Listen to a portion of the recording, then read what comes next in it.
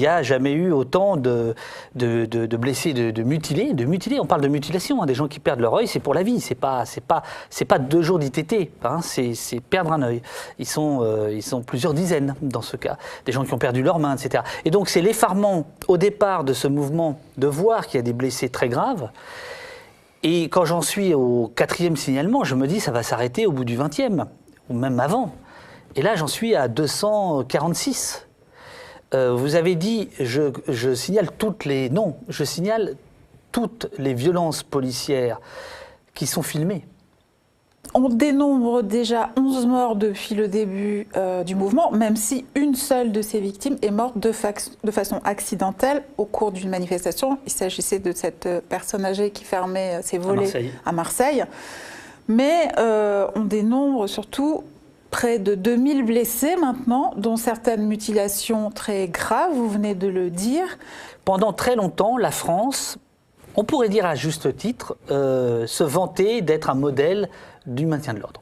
Ça a daté de 68, notamment de la fameuse lettre du préfet de police de Paris, Maurice Grimaud, qu'on ne lirait plus aujourd'hui, puisqu'il écrit aux fonctionnaires de police en disant « frapper un homme à terre, c'est se frapper soi-même ». C'est le préfet de police de Paris, pendant les événements de mai 68, qui écrit ça. Vers la fin des événements, totalement déchaîné. Moi, j'ai des commandants de CRS qui m'appellent, anonymement, je les connais, je ne donnerai pas leur nom, qui sont effarés de ce qui est en train de se passer. On va rentrer dans les détails. Et d'ailleurs, avant chaque acte, vous avez des déclarations viriles de Macron, de Castaner, du politique, qui dit donc aux policiers, il faut y aller. Il faut y aller, il y aura des morts.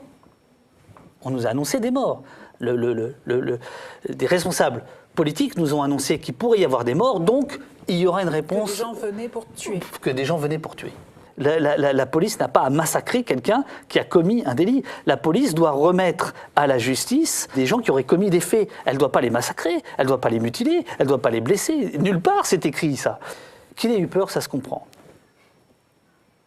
Mais il doit être formé à être au-delà de sa peur, à aller au-delà de sa peur. Là, il y a clairement un problème de formation chez les policiers qui est dénoncé notamment par le défenseur des droits et des syndicats de police. Qu'est-ce que ça dit? Ça dit que la situation est à un tel niveau de crispation, de durcissement, d'épuisement de part et d'autre, que la réponse doit être politique. Elle doit être politique. Je vais vous dire, il y a un truc assez dégueulasse à envoyer tous les samedis les gendarmes mobiles, les CRS et même les BAC se cogner les manifestants. Parce que la réponse ne sera pas dans la répression.